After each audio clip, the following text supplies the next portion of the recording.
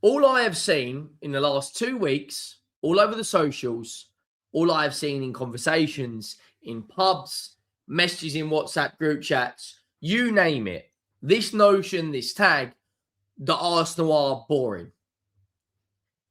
I don't subscribe to that. I really, really don't. They're just better than you. It's as simple as that. If Arsenal were doing what they're doing right now, but sat 5th or 6th in the Premier League, no one would be talking about it. The only reason Arsenal are getting criticism, when it can't really be a criticism if you're top of the league, still in the FA Cup, in the League Cup final, and have a favourable Champions League draw, the only reason they're getting this criticism is because it works, and Mikel Arteta has a system that ultimately right now potentially could make them quadruple winners.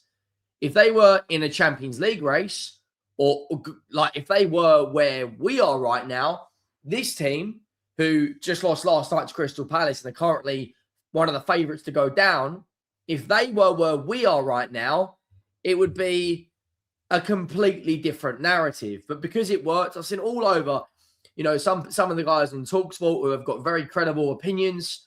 I've seen on BBC 5 radio saying it's boring, it's getting repetitive. I've seen Fabian Hertzler come out saying they're time wasting. Jose Mourinho used to win Premier Leagues and everyone used to love his shithousery, right? Everyone used to love Jose Mourinho for knee sliding on the pitch against Real Madrid. But when Arteta leaves his box, everyone loses their minds and saying he should be yellow carded.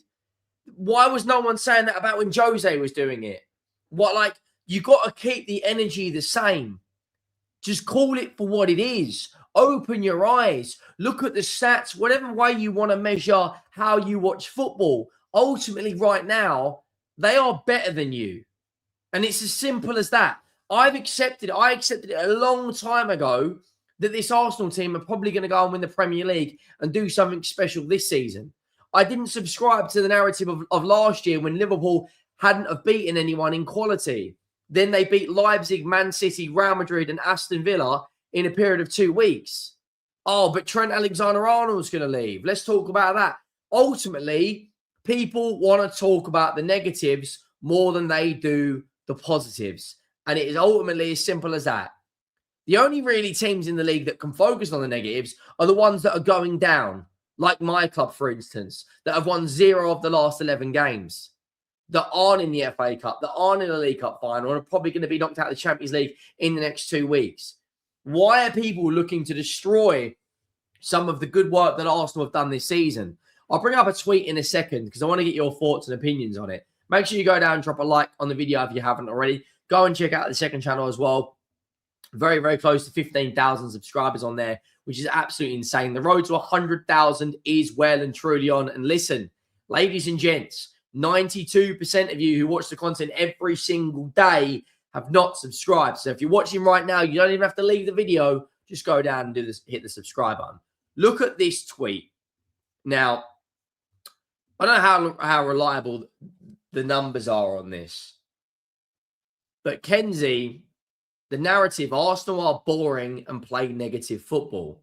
The reality, Arsenal lead the entire league with 957 touches in the opposition's box. It's another crazy stat that I don't subscribe to the fact that they play quote-unquote negative football. I'll give you another one. Arsenal have scored the most goals in the Premier League. They're joint with Manchester City. But Arsenal have one of the worst attacks in the league. How can you have one of the worst attacks in the league if you've scored 59 goals this season? Arsenal have only won Premier League games because of their defence. Gabriel missed 3 or 4 months. Saliba's missed a few games. Mosquera's missed 6 weeks. Nkapie's missed a month. Calafiori's missed a month. Lewis Skelly has missed a few weeks. I just don't understand how people come up with these crazy bullshit narratives. Look at their recent results, right, in the Premier League. They scored 4 past us, 2 past Chelsea, and beat Brighton 1-0. Ultimately, the Brighton result was a bit of a smash and grab. But when you're in a Premier League title race, the only thing that matters is winning. And look at their running between now and the Cup final. They play Mansfield tomorrow at 12:15. Let's be brutally honest. They should be going there and winning comfortably. Meanwhile, Man City have got to play Newcastle away at St James's. If Arsenal go out there and put 3 or 4 goals past them, like they did Portsmouth, people will be saying, but it's only Mansfield. The same Mansfield that knocked out Crystal Palace. The same Crystal Palace that just beat us 3-1. They beat Burnley, the same Burnley that drew with us as well. Like, I don't subscribe to some of these narratives. It's literally brain dead, like punditry and analysis from people. Like, the data is in front of your very own eyes. Arsenal lead the Premier League with the most touches in the opposition's box. Arsenal scored the most goals in the league. Let's look at the Champions League numbers, shall we? For the quote-unquote most boring team in the league. Well, that's interesting, that is. Because Arsenal lead the Champions League with the most goals scored. But they have the worst attack in the league. They've scored 6 more goals than Chelsea, 1 more goal than Bayern and Barcelona, 3 more goals than Liverpool, 6 more goals than Spurs, 8 more goals than Manchester City, and 2 more than PSG and Real Madrid. But in those 8 games, they scored the most goals. Genuinely, I don't understand where this narrative comes from. Where I understand they're very good at set pieces, but ultimately, that is not your fault that your team, that is not their fault, sorry, that your team isn't good at set pieces. Like, let's be brutally honest right now. That isn't their fault. Your team can't score set pieces. Like, it's absolutely madness. And when you look at the FA Cup coming up this weekend, I think Newcastle will get something against Man City. I actually think Newcastle will go through. The narrative will be Arsenal got a lucky draw. That's not Arsenal's fault that their team got picked out against Mansfield. How many times over the years have we seen Man City get lucky draws? Let's look at Man City's FA Cup fixtures so far. Right? They've got Newcastle tomorrow night. They've played Salford at home. They've played Salford, and they've played, I want to say, who else have they played? They played Salford, which they won 2-0. They've played Exeter. That is a lot more easier than Arsenal have played Portsmouth away and Mansfield away.